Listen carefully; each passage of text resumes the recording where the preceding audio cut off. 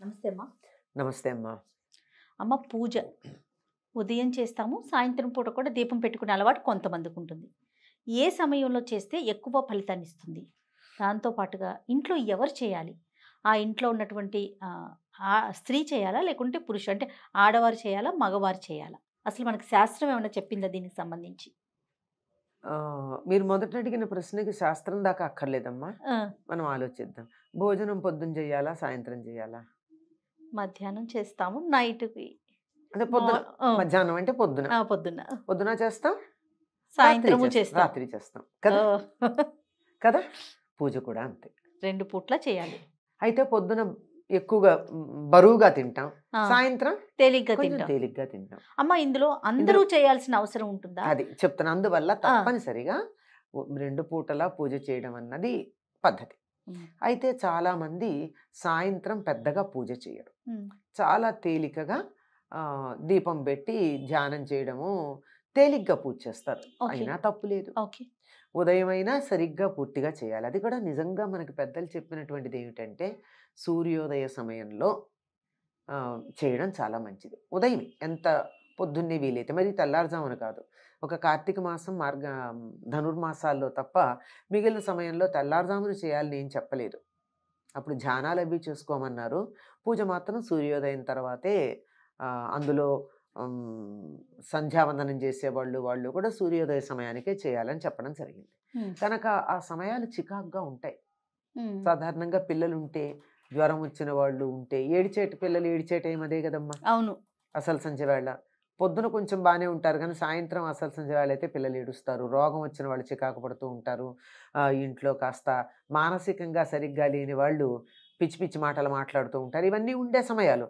కనుక ఈ సమయంలో మనం దైవం మీద దృష్టి పెట్టడం గనక ప్రారంభించినట్టయితే ఇవన్నీ సర్దుబాట్లు అయిపోతాయి, మొదటి నుంచి అది అలవాటు చేస్తే. అందుకని సంధ్యా సమయంలో దీపం పెట్టడము, ప్రార్థన చేయడము. అందరూ దీపం పెట్టక్కర్లేదు గనక ఒకళ్ళు దీపం పెడితే మిగిలిన వాళ్ళందరూ అక్కడ కూర్చొని దండం పెట్టుకోవడము, తోచిన నామం చదువుకోవడము, స్తోత్రాలు చదువుకోవడము, మొత్తానికి దైవ ధ్యానంలో సమయం గడపమని చెప్పారు. ఉదయం సాయంత్రం కూడా.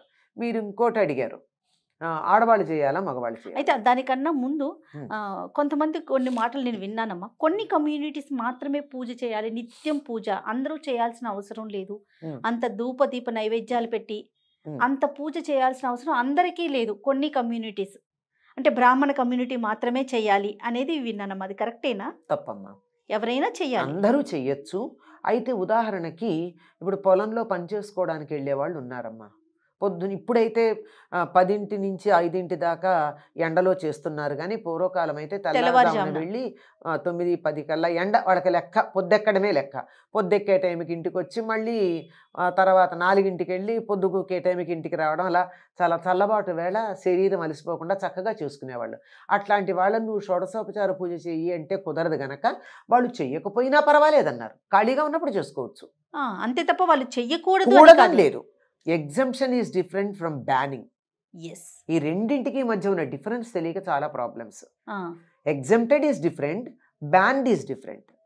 చెయ్యొద్దు అని ఎక్కడా చెప్పాల, చక్కగా చెయ్యొచ్చు, అందరూ చెయ్యొచ్చు. అసలు కమ్యూనిటీస్ అంటే అందరూ చేయాలమ్మా.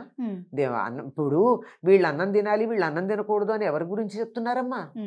శరీరానికి ఆహారం ఎంత అవసరమో మానసిక ఆరోగ్యానికి ధ్యానము, పూజ అంత అవసరం. ఎవరికి అక్కర్లేదు, అందరూ చేయొచ్చు. కాకపోతే వాళ్ళు చేసేటటువంటి పనులను బట్టి, వాళ్ళకున్న వృత్తి ధర్మాలను బట్టి వెసులుబాట్లు కలిగించారు, కొన్ని రకాలైన సౌకర్యాలు కలిగించారు, కొన్ని రకాలైన ఇబ్బందులు లేకుండా మీరింత మాత్రం చేసినా చాలు అని చెప్పి వాళ్ళకి ఎగ్జంప్షన్ ఇచ్చారు.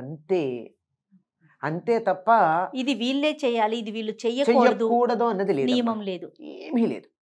తప్పనిసరిగా అయితే ఈ చెయ్యగలిగినటువంటి చెయ్యవచ్చని చెప్పిన కమ్యూనిటీస్ అని చెప్పారే, వాళ్ళు కూడా రోజు చేస్తున్నారా అమ్మా? అంటే ఉన్నమాట సత్యం మాట్లాడుకోవాలి ఇప్పటికి కూడా. మీరన్న కమ్యూనిటీస్లో నిత్యం షోడశోపచార పూజ చేస్తున్నారా? అది ప్రశ్నించుకోవాలి, ఆలోచించుకోవాలి. అది ఈ మాటలు మాట్లాడేవాళ్ళు ఇవన్నీ కూడా ఆలోచించాలి కదా. తొందరపడి మాట అనడం చాలా తేలికమ్మా. తర్వాత ఈ చేసేవాళ్ళు రోజు స్నానం చేసి, వంట చేసి, చేసినటువంటి వంటని దేవుడికి నివేదన చేసి, నివేదన చేసింది మాత్రమే తినేటటువంటి వాళ్ళు ఉన్నారా? అందరూ కొద్దిమంది ఉన్నారు, లేరంటల్లా. ఆ, అందరూ లేరు కదా. అవును. ఏదన్నా అంటే మా ఉద్యోగం, మా ధర్మం అని అంటున్నారు. ఆ. అందువల్ల ఇది సమాజాన్ని విడదీసి ఏదో రకంగా ముక్కలు చేసి ఒకళ్ళ మీద ఒకళ్ళని ఉసిగొల్పడానికి చేసేటటువంటి ప్రయత్నాల్లో భాగం తప్ప ఇది నిజంగా ఎక్కడ లేదు. వీళ్ళు చెయ్యొచ్చు, వీళ్ళు చేయకూడదని లేదు. ఎవరికి వీలైనట్టు వాళ్ళు చెయ్యొచ్చు. ఆ ఆ కుమ్మర భీముడు ఉన్నాడే, అన్నమాచార్యులు పూజించినట్టు అంటే అతను దేంతో పూజించాడు? రోజు కుండలు తయారు చేస్తూ ఆ కుండలు చేసిన తర్వాత వచ్చేటటువంటి మట్టి చివరిగా ఉన్నటువంటి దాన్ని ఇట్లా చేతులు నలిపేస్తే చివరి మట్టి కొంత వస్తుంది. ఆ మట్టితో చిన్న చిన్న పువ్వులు చేసి ఈ పూలని ఆయనకి అర్పించాడు, చేసిన పూలని. ఆయనకి ప్రత్యక్షమయ్యాడు ఆయన, అవును, అనుగ్రహించాడు కదా. అందువల్ల ఎవరికి వీలైనట్టు వాడు చేయమన్నారు, కానీ ఇట్టాగే చేయాలన్న నియమం అయితే వీళ్ళే ఇది చేయాలనేది అదే లేదన్నమాట. అతన్ని మామూలు పూలు దొరికితే వెళ్ళి పూలు తీసుకొచ్చి దేవుడికి పెట్టకూడదని చెప్పలేదే అతనికి. అవన్నీ ఇంట్లో చేసుంటాడు. ఇక్కడ కూడా చేస్తూ ఒక పువ్వు చేసి ఈ పువ్వు కూడా ఇస్తున్నాను అని ఉంటాడు. అంత మాత్రాన ఎవరిని వద్దని చెప్పలేదు, అందరూ చేయొచ్చు. చెయ్యకూడని పరిస్థితులు ఉన్నాయి. అంటే అశౌచం వచ్చినప్పుడు అట్లాంటప్పుడు చెయ్యొద్దన్నారు తప్ప అది ఎవరైనా పాటించాలి, అది ఎవరికైనా పాటించాలి. వీళ్ళు వాళ్ళు అన్నటువంటి భేదం లేదమ్మా. ఒక్కటి గుర్తుపెట్టుకోవాలి, చాలా సందర్భాల్లో మళ్ళీ మళ్ళీ మళ్ళీ మళ్ళీ చెప్తాను, నేను ఎన్నిసార్లు చెప్పమన్నా చెప్తా. సనాతన ధర్మంలో మనుషుల్ని ఈ రకంగా విభజించిన పద్ధతి లేదు. వారి వారి వృత్తి ధర్మాలు, మానసిక పరిస్థితులు, శారీరక పరిస్థితులు, ఆర్థిక పరిస్థితులు వీటన్నింటినీ కూడా పరిగణనలోకి తీసుకుని ఇది వీరికి ఉపయోగం, ఇది వీరికి ఉపయోగం కాదు అని చెప్తున్నారు. లేదు నేను దాన్ని అధిగమిస్తానంటే ఎవరు కాదనలా. అంతే తప్ప నో వన్ ఈజ్ బ్యాండ్. కొన్ని ఉన్నాయి, వీళ్ళు పనికిరారు అని చెప్పినటువంటి వాళ్ళు కమ్యూనిటీ ప్రకారం లేదు, వాళ్ళు చేసే పనులను బట్టి ఉంది, చేసిన పనులను బట్టి ఉందే తప్ప కమ్యూనిటీ ప్రకారం కాదు. అంచేత ఇట్లాంటిది లేదు, ఈ సోషల్ బ్యానింగ్ అన్నది లేదు. మీరు ఇంకొకటి అడిగింది ప్రధానమైనటువంటిది, ఆడవారా మగవారా? ఆడవాళ్ళ మగవాళ్ళ. పూర్వకాలం శుభలేఖలు ఎట్లా ఉండేవమ్మా? శుభలేఖ అంతా రాసిన తర్వాత పైన ఏమనుండే, ఎవరి పేరు మీద ఇచ్చేవారు? ఇంటి పెద్ద ఎవరుంటే వాళ్ళ పేరు మీద ఇచ్చేవారు, శ్రీ అని చెప్పి వాళ్ళ పేరు మీద. శ్రీ సహకుటుంబ వారు, కుటుంబ సభ్యులందరూ, అంతే.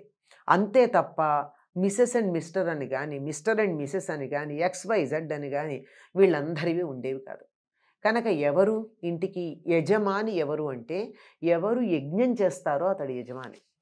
అంటే పూర్వం యజ్ఞం అంటే బ్రహ్మాండంగా జంతువులు తీసుకొచ్చి అంతంత ఆర్భాటం చేయడం కాదు, రోజు ఇంట్లో హోమం చేయడమే. అగ్నికార్యం ప్రతి వాళ్ళు చేసేవాళ్ళు పూర్వం. అలాంటి చేసేటటువంటి చోట ఎవరు చేస్తారో వాళ్ళే చెయ్యాలి ప్రధానంగా అని. కనుక ఇంటికి శుభలేఖ ఇచ్చేటప్పుడు ఒకళ్ళ పేరు మీద ఇచ్చారే, అట్లాగే పూజ ఒకళ్ళు చేస్తే సహకుటుంబానామని చెప్తారు. కనుక ఆయన కుటుంబం అంతా అందులో వచ్చేస్తుంది. కనుక ఇంట్లో ఒక్కరు చేస్తే, ఇంటి యజమాని ఎవరో వాళ్ళు చేస్తే చాలు. ఆ యజమాని అన్న పదంలోనే ఈ ఇంట్లో ఈ అగ్నికార్యం, పూజ ఇత్యాదులన్నీ నేను చేస్తాను అన్నవాడికి యజమాని అని పేరు. ఆయన చేస్తే చాలండి. పూజ నిజానికి మగవాళ్ళే చెయ్యాలి. ఈ కాలంలో ఆడవాళ్ళకి వంటింటితో పాటు పూజ గృహం కూడా ఇచ్చేసి సుఖపడిపోతున్నారు మగవాళ్ళు. కాకపోతే నియమాలు మాత్రం చెప్తారు. ఆడవాళ్ళు తులసి కొయ్యకూడదు, ఆడవాళ్ళు గంట కట్టకూడదు, ఆడవాళ్ళు అది చేయకూడదు, ఆడవాళ్ళు ఇది చేయకూడదు. ఓకే ఒప్పుకుందాం, వాళ్ళు చేయకూడదు. చాలా సంతోషం వాళ్ళని చెయ్యొద్దంటే. మీరు చెయ్యండి, వాళ్ళు మానేస్తారు. ఏమ్మా? అవునమ్మా. వీళ్ళు చేయకపోతే కదా వాళ్ళు చేస్తున్నారు. పూజ నేను చేస్తానని ఆయన కూర్చుంటే గంట ఆయన కొడతాడు. ఎందుకు కొట్టాలి? అదే ఆయన పోబట్టే కదా. లేకపోతే గంట కొట్టడానికి పిలుచుకురావాలా? అదే కదా. మరి ఆడవాళ్ళు ఏం చేయాలి? ఆడవాళ్ళు అమరిస్తే చాలు, పూజకి సంబంధించి అన్ని అమరిస్తే చాలు. వీళ్ళకి ఏదన్నా జపాలు చేసుకోవచ్చు, స్తోత్రాలు చదవచ్చు, అన్ని రకాలు చేసుకోవచ్చు. అదే దీపం ఉంది అక్కడ, ఆ దీపం ఉన్న చోటే అదే అగరొత్తులు ఉన్నాయి, అన్నీ ఉన్నాయి. ఆ ఉన్న చోట కూర్చుని వీళ్ళు ఇంట్లో ఆడవాళ్లే కాదు, పిల్లలు పెద్దలు, ఓ కుటుంబంలో ఇవ్వాళ్ళంటే ఇద్దరు ఒంటికాయ సుంటు కొమ్ముల్లాగా ఉంటున్నారు, కానీ ఓ 25 మంది ఉండేవాళ్ళు కదా. ఇంతమంది ఉంటే ఏం చేసేవాళ్ళమ్మా? అందరూ పూజ చేసుకోవాలని ఉండదు, ఎవరికి వాళ్ళకి ఆత్మోద్ధారణ కావాలని ఉండదా? అంచేత ఇంటికి పెద్దెవరో వాళ్ళు పూజ చేస్తే మిగిలిన వాళ్ళందరూ అక్కడికి వచ్చి వాళ్ళు చేయవలసినటువంటివన్నీ స్తోత్రాలు అవన్నీ అక్కడే చేసుకుంటారు, అదే పూజాగృహంలో చేస్తారు. మళ్ళీ ఇంకో దీపం పెట్టడం అలాంటివి చేయరు, మళ్ళీ ఇంకో నైవేద్యం పెట్టడం, మళ్ళీ ఇంకొకటి అన్నీ సెపరేట్గా చేయడం ఉండదు. ఆయన చెప్పేశాడు కదా, ఒక ఆయన మొత్తం అందరికీ ఒక సంకల్పం చెప్పేశాడు కదా, సహకుటుంబానం అంటే. మళ్ళీ నువ్వు వేరే సంకల్పం చెప్పుకుంటే ఈ కుటుంబంలో సభ్యులు కారా మీరు? నేను చెప్తూ ఉంటాను, చాలాసార్లు చెప్పాను. ఎక్కడ దేవాలయాలకు వెళ్ళి పూజ చేయించుకుంటూ భర్త పేరు భార్య పేరు చెప్పి సహకుటుంబానం అని చెప్పిస్తారు. అంటే భార్య కుటుంబం వేరు, భర్త కుటుంబం వేరు అనమాట. మరి విడిపోకుండా ఆ దేవుడు అనుగ్రహం వల్ల విడిపోతున్నారు. సహకుటుంబానం అంటే సరిపోతుంది. పిల్లల పేర్లు, అందరి పేర్లు వీళ్ళు చెప్పించుకుంటున్నారు, వాళ్ళు చెప్తున్నారు, బాగా శాస్త్రోక్తంగా చేస్తున్నారని తెలిసేటట్టుగా వాళ్ళు అడిగి చేపిస్తున్నారు. దానివల్ల నిజంగా ఆ దైవానికి అక్కడ శక్తి ఉండి ఆ మాట ఉచ్చరించేటటువంటి ఆయనకు ఉపాసనా బలం ఉంటే దాని కారణంగా కుటుంబాలు విడిపోతున్నాయి అంటూ ఉంటాను నేను. ఇది చెప్పకూడదు, ఒక్కళ్ళే ఎప్పుడు చెప్తారు, శాస్త్రం దాకా వెళ్ళకుండా. ఇది శాస్త్రం చెప్పిన మాట. ఇంకా మామూలు వ్యవహారాలు ఏం చెప్తారంటే, మామూలుగా ఇల్లు అందరూ కలిసికట్టుగా ఉండడానికి ఒకే పూజ గది, ఒకే వంటిల్లు ఉండాలి. ఎవరికి వాళ్ళకి విడిగా వండుకుంటూ ఉంటే వేరు కుటుంబాలు ఉన్నట్టే. సత్రంలో ఆ పక్కన ఒక పొయ్యి పెట్టుకుని ఒకడు, ఈ పక్కన పొయ్యి పెట్టుకుని ఒకడు వండుకున్నట్టు ఒకే కప్పు కింద ఉన్న వీళ్ళ వంట వీళ్ళది, వాళ్ళ వంట వాళ్ళది అంటే విడిగా ఉన్నట్టే లెక్క. కనుక ఒక్కళ్ళే ఇంటి యజమాని ఎవరు, ఆయన చేయడానికి వీలు కాలేదు, ఆయన పొరుగురు వెళ్ళారు, ఇంట్లో ఇంకోళ్ళు చేస్తారు, ఇంకొకళ్ళు చేసినా ఒకళ్ళే చెయ్యాలి. ఎవరుంటే వాళ్ళు ఒక్కళ్ళే చెయ్యాలి. లెక్క ప్రకారం అయితే మన శాస్త్రం ప్రకారం మగవాళ్లే చెయ్యాలమ్మా. మగవాళ్ళు చేయలేని పరిస్థితుల్లో ఆడవాళ్ళు చెయ్యాలి. చెయ్యొచ్చు, చెయ్యకూడదని చెప్పలా, గమనించాలి. ఈ మాట ఇప్పుడు మగవాళ్ళు చెయ్యాలి అనగానే వెంటనే ఆడవాళ్ళు చేయకూడదు అని చెప్పేటటువంటి వాళ్ళు, మేమెందుకు చేయకూడదని వాదనకు వచ్చేవాళ్ళు రెండు పక్షాలు ఉంటాయి. అలాంటిది ఏమీ లేదు, ఆడవాళ్ళు కూడా చెయ్యొచ్చు. వాళ్ళు ప్రధానం, ముఖ్యంగా ఎవరి డ్యూటీ వాళ్ళు చేయాలమ్మా. ఆ డ్యూటీ చేసేవాళ్ళు లేనప్పుడు ఇంకోళ్ళు వాళ్ళ డ్యూటీ చేస్తారు, మానేయరు. ఎవరు చేసినా అందరికీ వర్తించేటి చేస్తారు, కుటుంబానికంతా ఒకళ్ళే చేస్తారు.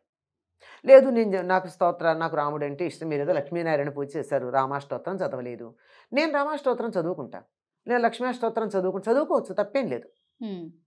కానీ మళ్ళీ దీపం పెట్టి మళ్ళీ ఇంకొక ప్రమిద పెట్టి ఇలాంటివి చేయకూడదు. చేస్తే కుటుంబం విచ్ఛిన్నం అవ్వడం అక్కడే మొదలు. రైట్ అమ్మా, సంతోషం. నమస్తే అమ్మా.